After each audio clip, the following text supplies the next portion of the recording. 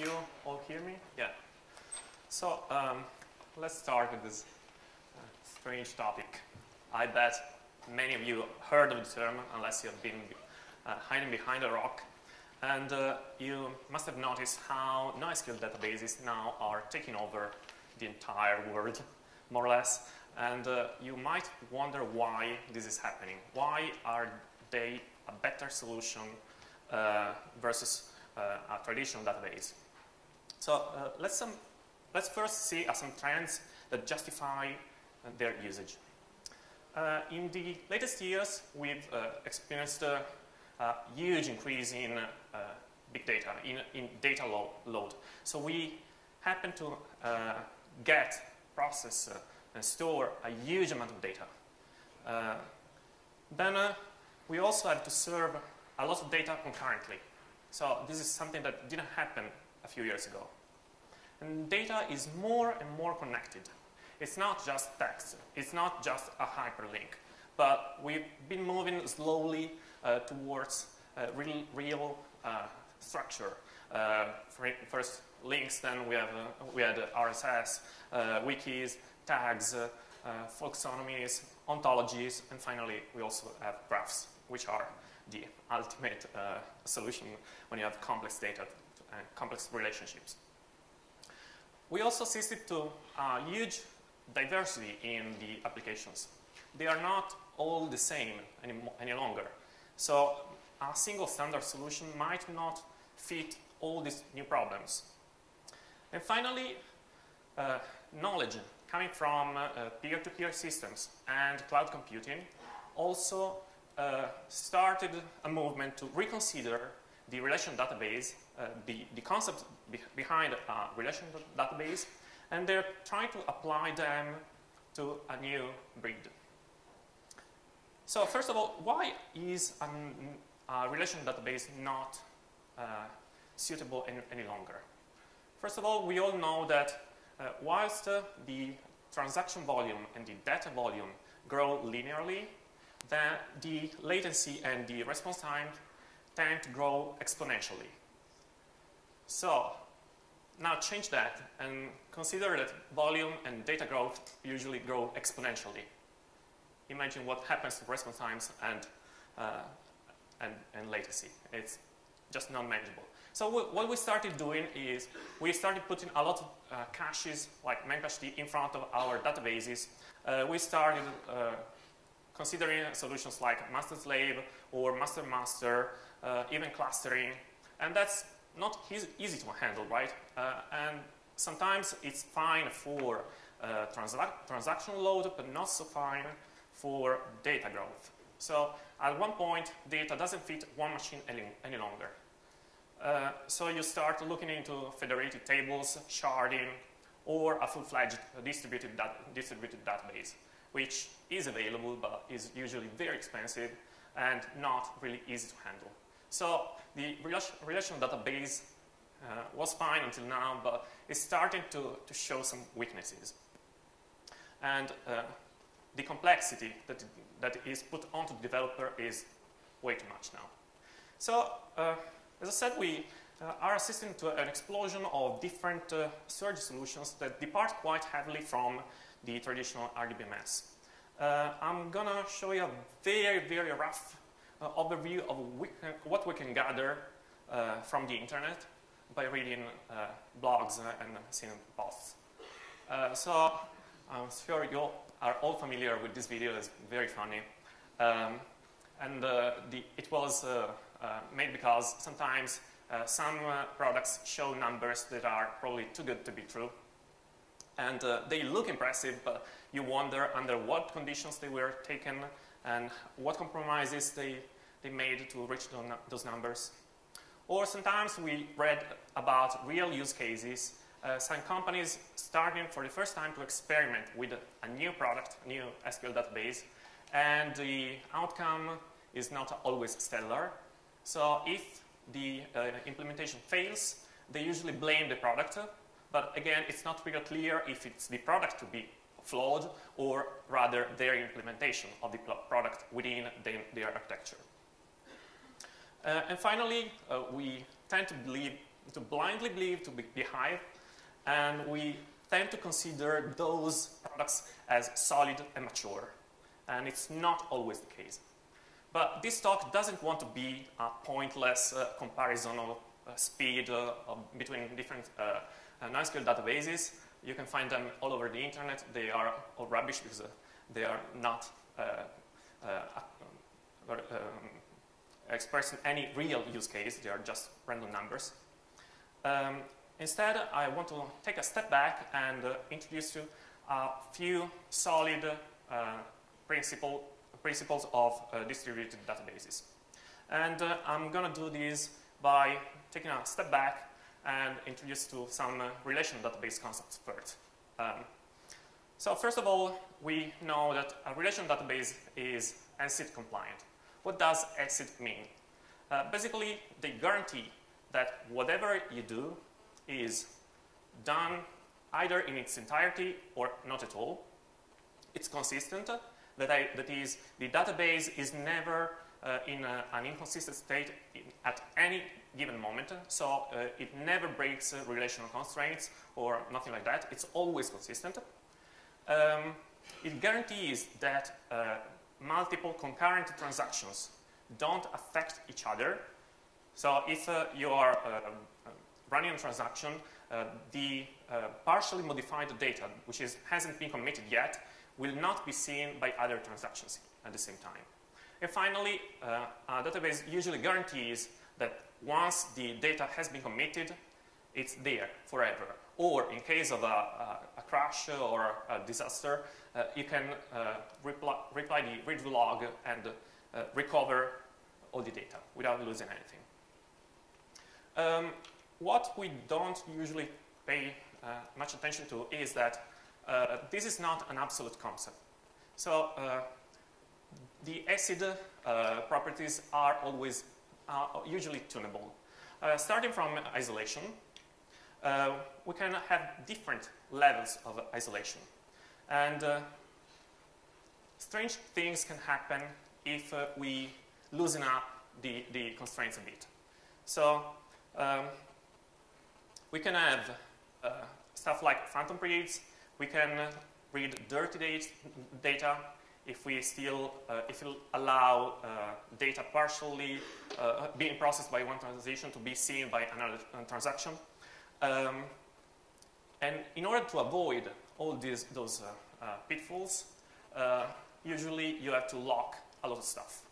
Depending on how much you lock, either a row or a page, a range, or the entire table, you can guarantee those properties to be more strict. Of course, this is good for consistency, but it's not very good for performance. So what usually the database people do is to use a new paradigm. Instead of locking stuff, they invented this multi-version concurrency control system, which is a method that the database provide in order to allow concurrent access to the database. So what happens is, when you want to modify some data in the database, basically you have a snapshot of the database of the part of the database that you are modifying, allow reads on the older version, and once you're ready, you simply switch the pointer from the old one to the new branch. And this is nice because it's, you can write in one transaction and leave all the other read transactions not to be locked. The drawback of this is usually you have to do some sort of compaction. If you've been to the NoDB talk, you know that now that some databases are quite smart in the way that this is done, so it's not always a severe problem. So this is fine for one single node. It's quite easy. It's not easy, but it's relatively easy to maintain ACID compliance on one node. What if you need to grow above one node? You still can maintain full ACID compliance, but there are many things you have to consider. and latency latencycy see starts really growing a lot. So there are some protocols to guarantee consistency, and they are usually under the umbrella of the two-phase commit transaction protocol. And what they usually do is they have a two-phase approach. First, the coordinator will instruct all the participants to run a transaction, but not commit it. And only if all of them agree on the outcome, then the commit action is actually propagated and done. Until that point, it's only written in the redo lock. This is working both ways, both for a successful transaction and for the case when a rollback is due, but it has many problems. First of all, if one node is down, especially the coordinator, you risk locking the entire database, the entire cluster. In best case, you can be very conservative, and if the nodes don't respond within a certain time frame, then there is a timeout which rolls back the transaction on all the nodes. And it's very slow in any case. There are some algorithms that allow for a better way of handling some sort of tolerance to nodes being down, and they are usually under the family of the passes algorithm. I will not explain it, it's a bit too complex to be explained now, but you can read it up on Wikipedia, and there are many papers. The idea is it's based on a consensus rather than an absolute agreement, and is more tolerant to failures. So I hope we all agree that ACID properties are desirable all the time. But nowadays we also have some more pressing things to consider. So availability is probably starting to be a better value to have rather than absolute consistency.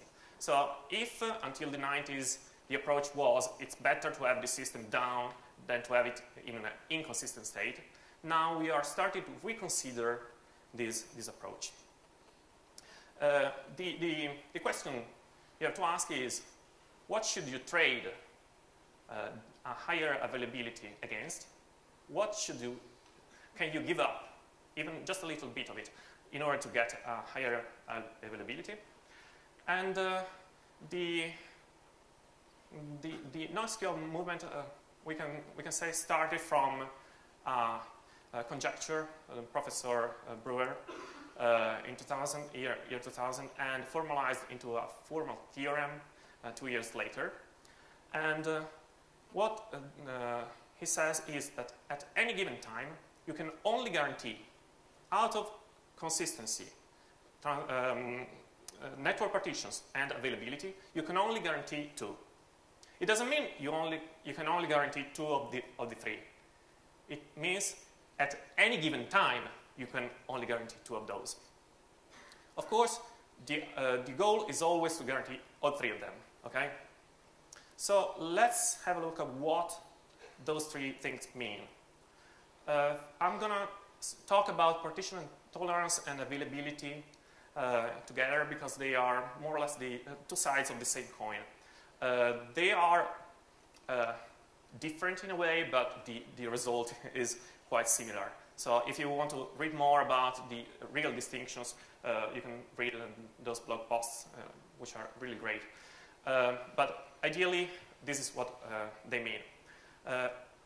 In your network, in your cluster, at any given time, there could be a network partition. So one part of the nodes can't see the other part. So this happens all the time. It's quite common in highly distributed systems. And so what you usually have, given network partitions are given, you can't really do the assumption that they don't happen, because they do. You can choose whether you want to have a privilege on consistency over availability or the other way around. Just a note, usually a high latency is considered to be a network partition as well. Okay, it's like the node is not available to the rest of the system. Again, we said we have to do some compromises in order to get a higher availability. And the compromise doesn't need to be black and white. We can adjust the level of consistency we want. We can have either strong consistency, which is as in the relational database model, or we can opt for a less strong or weak consistency. These will consent a small window of inconsistency in the system. And there is not just one level. You can have many different levels of inconsistencies. The very least you should do is to guarantee that when someone writes something, that person is able to read the same data, and not a different version, not a previous version. So that's the minimum expectation.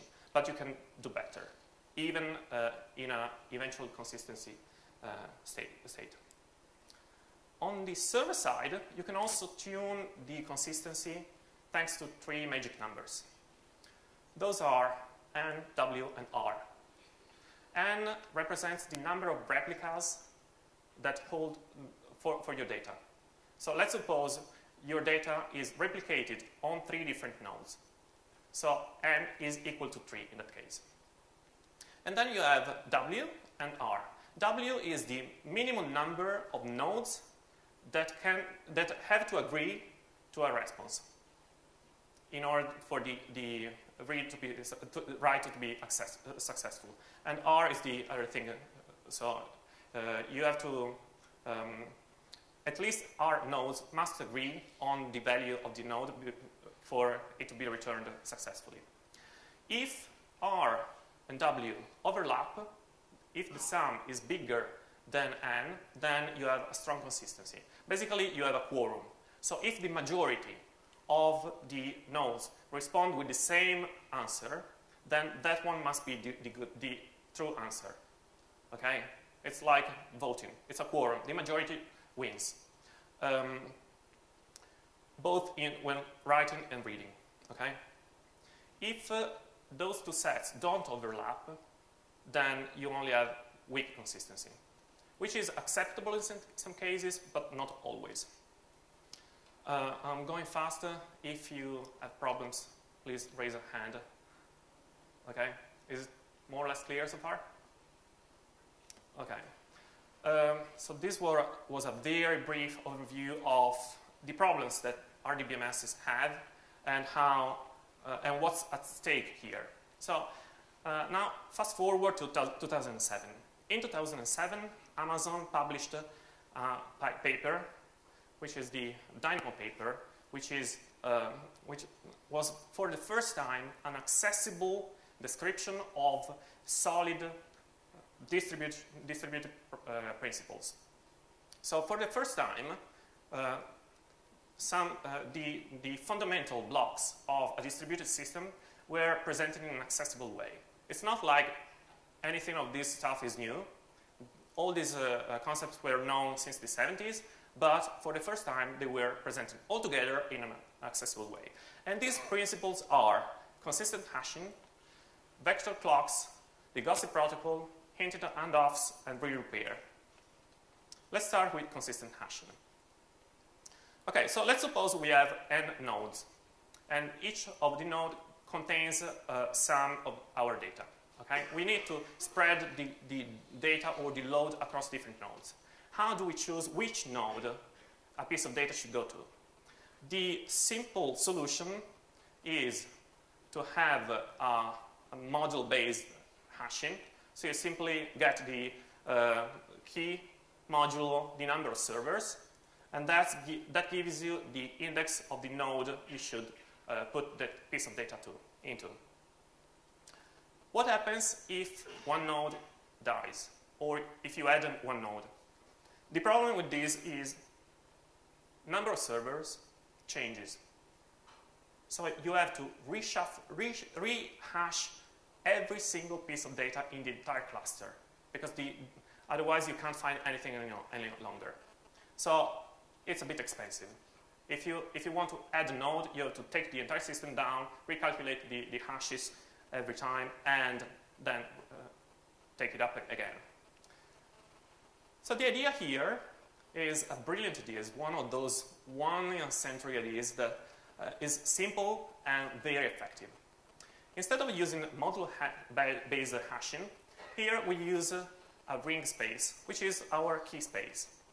And very important, we use the same hash function for both the server's location and the data. So let's start with the nodes. We have a few servers. We hash the key of these servers, and we place them onto the ring. Okay? This can be a random location, or we can distribute the servers uniformly. And then, using the same hashing function, we put data onto the ring. Okay? So this can be anywhere in the ring. From the point where we store the data, we walk clockwise, and the first node that we encounter, that is the node that we consider to be the canonical home for the data, the piece of data. Okay? So the entire segment between A and B will be stored physically on node 2. Okay? Why is this good? Well, because if node B goes down, then you don't have to rehash the entire key set. You only have to reassign the keys that were stored on node B into the next available node. Is this clear? It's very simple, very effective. And this has a very important application. It means that as long as you have some nodes up, writes will never fail. So that's a huge important thing for high availability. Okay? So this is the only range of keys that you have to reshuffle around.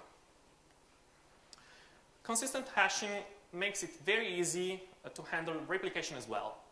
Because with the same idea, we can also handle replication. We can decide where to place replicas. So we simply replicate the data onto the three successors. Onto the three nodes that follow the location of the data. Okay? It's very simple. It's a very easy way of distributing the data. You just walk clockwise, the first three nodes you encounter. Of course, 3 is configurable. What if a node changes? Like one node goes down. Then the replicas for that node will be in a number which is lower than the replicas for all the other nodes. So what happens is, whenever a failure in a node is detected, the subsequent 3 nodes will take care of the data in the previous segment. So in the previous 3 segments. Okay? So the number of replicas is consistent at any time, eventually consistent all times. Okay? When we talk about load, we also think about load distribution, because it's quite clear that if you have a random distribution of your nodes, then you can have hotspots in the system. So some nodes might be more loaded than others. So how do we take care of load distribution? Well, the Dino paper shows 3 different strategies, but more can be decided. The first strategy is very simple. First of all, instead of thinking about physical nodes, we think about virtual nodes. So a physical node can contain many virtual nodes. And then we spread the virtual nodes that are physically stored in one server across the cluster, intertwined with the virtual nodes of other nodes. Okay, so this way we avoid the case where an entire range of keys is only on one server. So we kind of help spreading the load more uniformly across different physical machines. A slightly different strategy, this is strategy number 3 if you read the Dino paper, is to split the ring space in a prefixed number of equal-sized partitions. And then all the physical nodes will claim a more or less uniform number of those partitions across the ring. Okay? So this guarantees an even better distribution of the load across the different physical nodes. All clear? Another important concept of the Dynamo paper is vector clocks. If you think about a distributed system, then you quite quickly realize that a timestamp-based resolution of conflicts is no longer enough. If the wall time of different nodes isn't in sync, then you can't decide whether a certain version of a document is newer than the other one. You can't. So vector clocks try to solve this problem by putting causality in the decision whether one version of document is subsequent to the other one. How do they work? It's, again, quite simple. There is a piece of metadata associated with each document. So we have a document in version 1 written by node A. Node A will increment its own counter for that node from 0 to 1. Then a subsequent time, the same node A will update the same document and will increment the counter. So that's the revision of the document according to a specific node. And of course, each node will have its own counter for each document. How do we detect a conflict? Let's suppose we have a network split. So we have 2 copies of our data, the same document, and one node will update one copy, and in the other side of the network split, there is another node updating the same document with different data. When the partition goes away, how do you reconcile the 2 documents? Well, with vector clocks, you are guaranteed that if the counters of the 2 documents are one the superset of the other, then you know that the first one is newer. If they are not one the superset of the other, then you have a conflict. The vector clocks alone will not tell you how to solve the conflict, but they are able to detect it. So the application itself can decide how to reconcile the conflict, such as it could merge the 2 versions of the document. Think that Dynamo was invented by Amazon for their shopping cart. So let's suppose someone updates and puts some items into the shopping cart. Then there is a network split, and on one side of the network I have the vision of the shopping cart as in a certain state. And then in the other partition I keep adding stuff. So the conservative behavior when you merge the changes is to add all the items in both carts. Okay, so you don't want to lose any item just because you add a partition.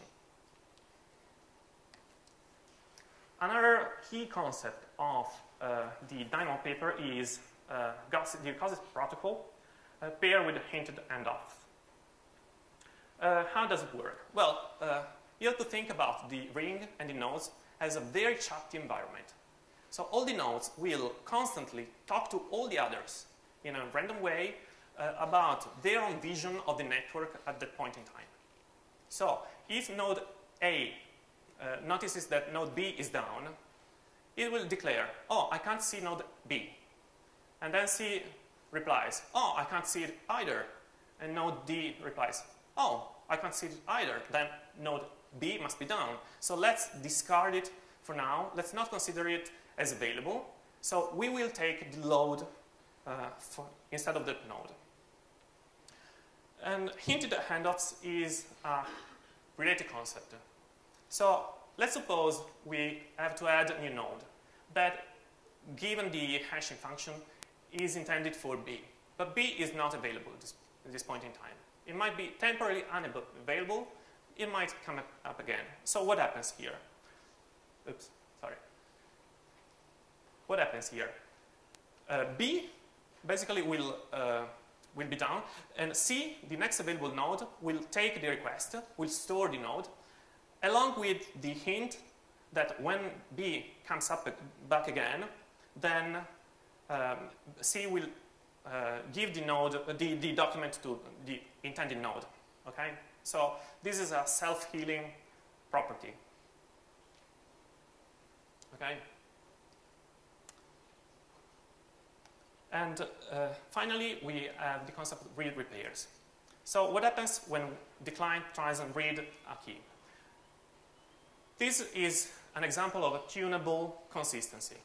This client wants to have document key expressed with the key K, and wants to have a quorum of 2. So at least 2 nodes must respond with the same version of the document in order to be a successful read. So it will send the request to all the replicas, all the nodes containing a replica, and those nodes will respond to the request. 2 of those nodes have the same revision of the document. One has a previous revision of the document. They will all reply, and the client will take a quorum-based decision, majority wins, so it will reply with the latest, it will return the latest version of the document. But at the same time, it will also instruct node C to update the document with the latest revision. Again, it's another self-healing system. Okay, enough. I already annoyed you quite, bored you quite a lot. Now let's see some real products. I think it was important to show the architectural decisions behind those any products, because otherwise you fail to understand the strong points of the different systems. One of my biggest gripes with NoSQL is that we think about NoSQL as a set of interchangeable components. So Cassandra or CouchDB or whatever, they're all the same. No, they are not. It's not like the NoSQL world where, yeah, there are some slight differences between different vendors, but the model is more or less the same. One of the strong points of NoSQL databases is that there are a big variety of solutions. Okay, and we can group them in 4 major families. The first, the aim of all is, of course, the selling point. They are all focused on scalability, but the goal is different depending on the family. So on one side, we have key-value stores. Those are excellent for scalability. You can distribute them across a huge amount of number of nodes, and they scale beautifully. But they are very poor data model. You only have keys and values, which is not what you build your application on top of usually. Then we have column families, documented databases, and with increasing complexity, graph databases. So at this point, we have a very rich data model, but it's not as scalable when data size grows. Okay? So let's start from the key-value stores. The first product is Voldemort. This was developed by LinkedIn and is a by-the-book implementation of Dynamo. So all I said about consistent hashing, repair, it's all in here. Okay? So the Voldemort is behind an HTTP or API. It handles conflicts both at read and write time. You can detect them, and you can decide what to do with a conflict. It supports different data serialization systems. You can store raw Java objects or byte arrays, or use a serialization protocol like Google's protocol buffers or Thrift or Avro. And the good thing about Voldemort is that it has a pluggable data storage at the bottom of the stack. So depending on what type of data you want to store, you can use either MySQL, or you can use Berkeley DBs, which are more efficient for very small files. So depending on the data store, you can choose which actual backend to use. But this is on top of consistent hashing, on all the good stuff that you want. On top of that, Voldemort is probably the only one in this family guaranteeing some sort of transactions across different rows. Most of them just guarantee transactions atomicity on a single row. And there is also support for MapReduce via Hadoop here. Another keyvalue store is Membase. The biggest selling point of Membase is that it's API compatible with Memcache D. So if you know how to use Memcache D, you know how to use Membase. It's the same idea. Actually, Membase itself has a concept of vbuckets that are data stores of two different types. One is Memcache D, so it's an in-memory distributed store. And the other one adds persistency and replication with failover have a high availability. It doesn't use consistent hashing. It's using a very custom way of solving this same problem, which isn't as solid, but it kind of works. And one thing that can offer is it doesn't handle failover automatically. So if one node goes down, it doesn't reconfigure the network automatically, but it gives the client to choose what to do. Why is this a good thing? Well, because maybe the client is being something outside of the data store, might have access to other monitoring tools and decide whether a node is really down. Or maybe it's just under a lot of load, so it might postpone the update for a while until the node recovered. Okay? Overall, this is a good protocol, a good software. It's Memcache D based as protocol, so it's easy to implement. It doesn't look as mature as the others. A very cool implementation Dynamo is React. This is, again, based on consistent hashing. It has fixed site partitions. It supports also links between keys. So you can express relations between nodes somehow. So you can traverse multiple keys in a way. So it's adding a bit of relations on top of a simple keyvalue store. It supports MapReduce, but it can be targeted. So it doesn't need to be run on the entire cluster. You can decide on which nodes to run MapReduce. So if you are only interested in getting data from a set of nodes, you can do so. And this one, again, has a tunable consistency level on a per query-based basis. The last one of this family is Redis. Redis is a little gem. This is not distributed. This is an in-memory data structure server. It's not just a keyvalue store. It's a bit reductive to call it a keyvalue store.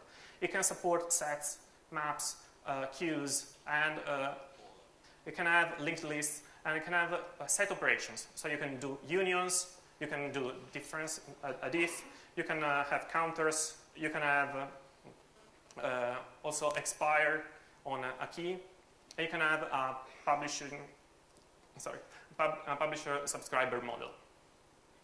It's very fast, very, very fast. Being in memory, this is what you would expect. It does support persistency via snapshotting, which means it's a snapshot of the system. So it's not a continuous, it's not continuously backed to disk. It's only done periodically. And it doesn't support distribution out of the box unless the client itself supports consistent hashing. Okay? The next family of products is derived from the Google BigTable paper. This is another seminal paper in the NoSQL world. This data store is used in over 60 different products within Google, and the data model is radically different from what you might expect from that database. So there is a concept of rows, a concept of tables, which is more or less like a database in the relational database world.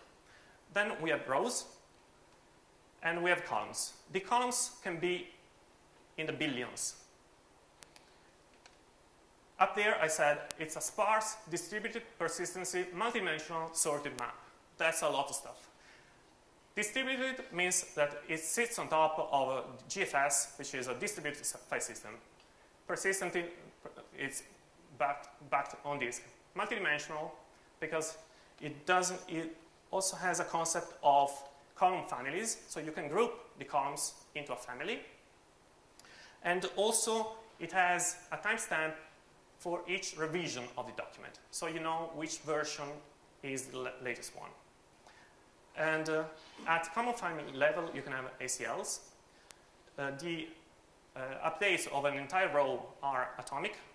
And finally, there is an automatic garbage collection system to reclaim this space. This is the building block of a Google BigTable system. It's that structure, which is a series of blocks with a lookup index to make it fast to retrieve the data. And this is grouped into a tablet, which is a range of rows. Okay? And the table is a collection of ranges. So this is why it's multidimensional. Okay? The I/O model works like this. Every write request goes through a log first and then written in memory. Once the memory structure reaches a certain threshold, then the data is dumped onto disk into an immutable data structure. The reads will then do a merge between what's in memory and what's on disk, and will return the data. There is a major compaction done on the physical tables to reclaim some space. This is done regularly. And there is a single master that has knowledge about where to find data in the cluster. So this is a single point of failure.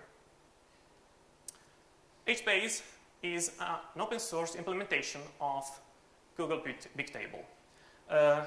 There are some differences, namely, it's using Hadoop and HDFS instead of the Google file system.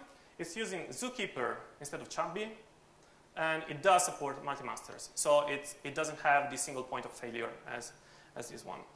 It can actually sit on top of different file systems, so you can actually put it on Amazon S3 and it works just fine. It's a perfect candidate for any MapReduce job. This is excellent for a lot of data processing stuff. It's not necessarily good for real-time data serving, but it's excellent for processing a lot of data. Okay? Hypertable is another open source implementation of Google BigTable. It's more or less the same. It does use a different coordinator. It's not Zookeeper, it's not Kokbhi, it's called Hyperspace, but more or less it's the same thing. It's just implemented in C++ instead of Java, and it's usually faster. This is used by Baidu, the Google search engine, the Google competitor in China. And then we have hybrid. Cassandra is a hybrid between BigTable and Dynamo. It uses the data model of BigTable and the distribution and storage model of Dynamo. So it's a bit complex to get it, but it's also quite cool. At the base level, you have a column, which is a pair of a column name and the value, plus a timestamp. Then you have a super column, which is a group of columns. You can have a column family, which is another group of columns. And then you can have a super column families. This is a bit complex the first time you see it, but the main idea to take away is you have a row, and then you have 3 different levels of hierarchy beneath it. Okay? This again is using the consistent hashing, peer-to-peer, Gaussian protocol, all the good stuff, tunable consistency level on per-query basis. And this is very important. It does support a partitioner to know how to distribute the load across different nodes. You can either use a random partitioner, so it's basically using MD5 to decide which node to send the data to, or you have a sorted partitioner, which means you can then do scan ranges of the data. So if you want to do scan ranges, sorted scan ranges, range scans, sorry, you can choose this other partitioner. The drawback is the distribution is not as good because you might have hotspots. Then we have document databases. These are derived from Lotus nodes. Yes. The first one is very popular, is CouchDB. Instead of just keys and values, you actually can store an entire JSON document. It has a concept of views as a materialized MapReduce job. It supports B+3 indexes, which are very fast. It has a very good built-in replication system, and it doesn't handle conflicts at all. All the conflicts are pushed to the developer, to the application. Also, being an MVCC-based database, it means that it's very good for concurrent reads, but the space growth is significant. We'll see in a minute what really happens. So this happens, you have to do compaction quite a lot, reclaim all the space. And for performance, there are some tricks to speed up the writes. This is an example of what happens during a compaction. These are real-world examples. About a year ago, we implemented CouchDB at the BBC, and this is what we noticed when doing a compaction. As you can see, the load put on this server is really considerable. You just can't ignore. So don't wait doing compaction when it's too late. Okay? Do it regularly if you want good performances at the same and consistent performances. The other document-oriented database I want to show you is MongoDB. It's both similar in the way it stores the documents, but also very different. First of all, it does support sharding. CouchDB is not distributed at all. It's only distributed in the sense that it's behind the RESTful interface, but it doesn't spread the data across different nodes. MongoDB can do it. It doesn't support MVCC, so updates are done in place. It has very nice features like geospatial indexes, and persistency is a bit scary because it's handled via snapshotting. So everything is kept in memory as long as possible and then flashed to disk every now and then. It supports MapReduce, but MapReduce in MongoDB is quite different from what you expect normally from MapReduce. It's more a way of doing aggregation. By default, there is no knowledge on writes. That's why it's faster. And since the last version, there is a flag. So if you start a server with this flag, they guarantee some durability on the data. Yay. And the latest model I want to talk about is graph databases. This is the most complex representation of the data you can have. From a key value store to document-oriented, to different levels of key and values, to document databases, we get to the full graph representation of your data, which is awesome. So don't think about tables, think about graphs with nodes, relationships, and properties on both the nodes and the links. It does support a cluster for, with Zookeeper, but not for distribution of data. It's just distribution of load. It's actually replication on different nodes, just to handle the transaction load, not the data growth. Physically, on disk, it's stored as a linked list. It does support Sparkle, which is a nice RDF-based query language, and it's incredibly fast for graph-based operations. So if you are building a social network, this is what you want. This can be thousands of times faster than any other solution. The drawback is it only fits on one node. It has to fit on one node. And this is how you work. It's not like it's a separate piece of your architecture. It's actually integrated in your application. So you have to actually write code to express your data. It's not separate from the application. It's embedded in your application. So this is what you do. You can create a node. You set properties. You create another node with other properties. And then you can create a relationship between those nodes. And then you can traverse those relationships. Of course, you can have different types of traversal. You can choose when to stop.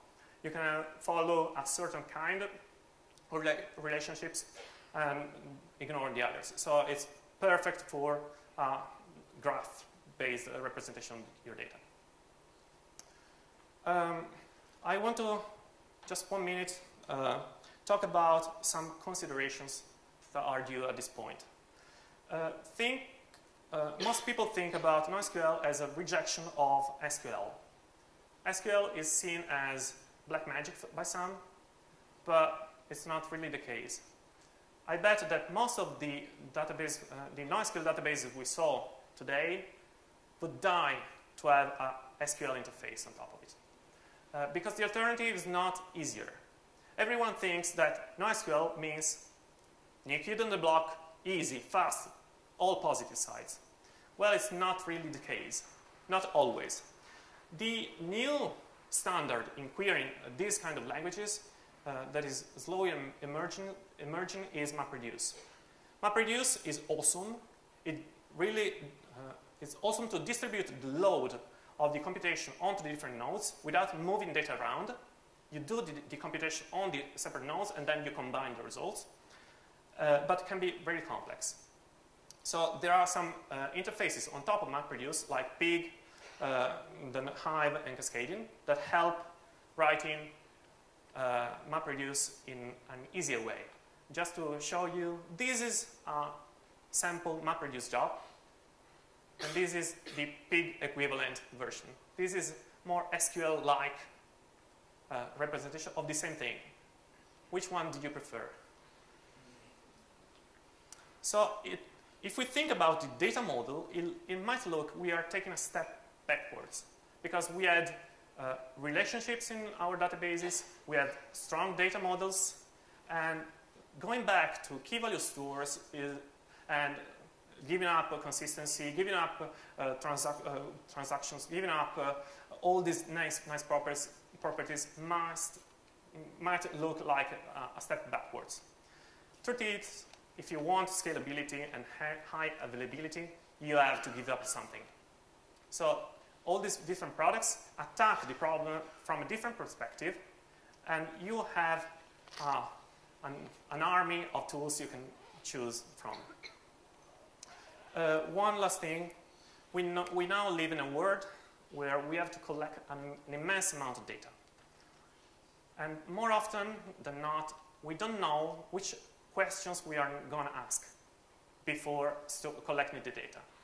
So not all the SQL databases are good for this case, because if you think about BigTable derived databases like Cassandra or HBase, they are mostly able to answer one question. If you try to answer a different question after modeling your application, then the performance you usually expect from them are completely different. Okay? So be aware of how you're going to query your data. MongoDB or CacheDB are more flexible in that way, but not as efficient in other cases.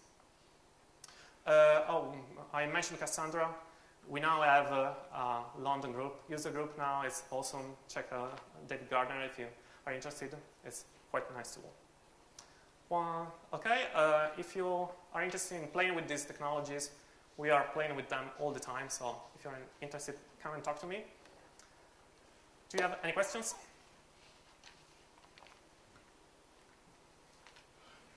I know I really had to rush. That's what I was going to say. Unfortunately, we're running a little bit tight of time, so if there are any questions, we will have to be quick. You know, I saw the time going down, so I started a little rushing. I think but I can come back and explain something with more detail. Right to the back. Yeah.